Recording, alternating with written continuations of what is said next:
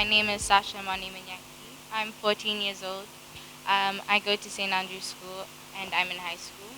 Um, I love sports, I love art, I love math, and I have an interest in engineering, which brings us to today's panel topic, STEAM. I'm honored to be speaking to you about STEAM today. There are many challenges that African girls go through. One challenge would be education.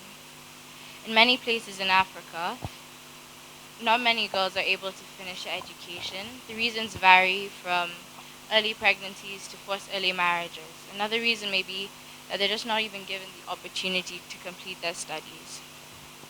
So a possible solution for this may be fairness. It may sound simple, but it's one thing to say and another thing to execute. And having the girl child and the boy child being given equal chances to go to school is like one step closer in the right direction. But another thing is their mindset. I was once told a story whereby a girl walked into class and every day she was told the same thing, that maths isn't for girls. And that gives her the mindset that she can't do it. And right there may have been the next female Pythagoras throwing away her dreams. So having the right mindset is another step in the right direction. STEM may help the girls develop themselves in their confidence, and it may also help them develop their countries and their cities, also developing Africa as a whole. Another challenge that African girls face may be child trafficking. An example of that may be that there's a family in the rural areas of a country, and the parents can't provide for her, or even pay her school fees. So her parents sent her to a relative's place, and there she's made to work and work as they look for money to pay her school fees. So she'll have worked and she'll have worked, and soon enough she'll be old enough to be finished with school, but wouldn't have gone to school at all. So she'll have grown up with a mindset that women stay at home and do the housework. The possible solution would be to create jobs in the rural areas so people can sustain themselves and their families, developing not only themselves but also their cities and their countries. Another solution would be, another problem would be that it's hard for the child to reach out for help because, like, they're probably in a situation whereby they can't call their parents or anyone in general. So the technology bit in STEAM could help develop ways of accessing mobile phones or even like a special number that they can dial to call for help. Um, yeah, thank you for your time.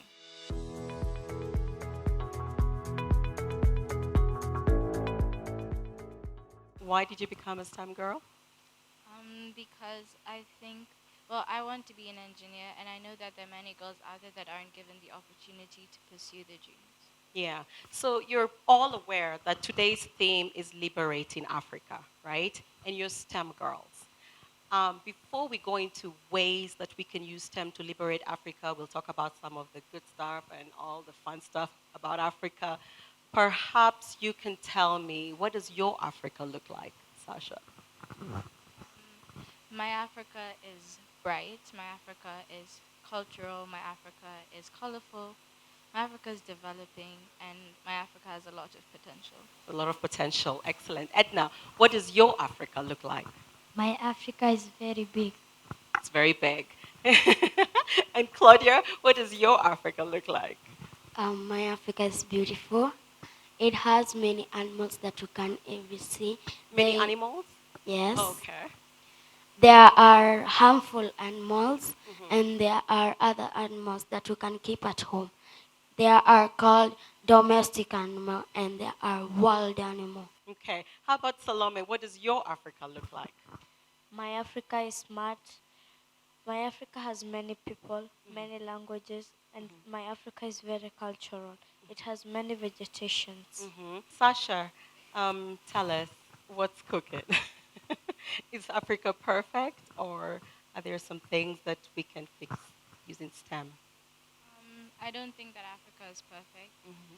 There are like many challenges that so many people face. They vary from like human trafficking or like forced early marriages or even FGM or like um, the the infrastructure in the slums and places like that.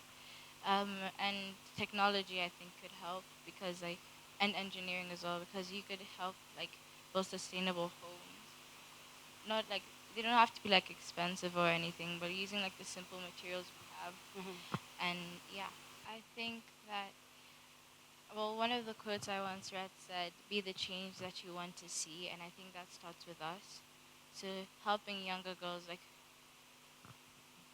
achieve their dreams would be like a step in the right direction. Okay, so that will be it, everybody. I want to thank everybody for being patient with our girls. You all have been the most amazing audience. Girls, you've done amazingly well. You've shared some very good insights.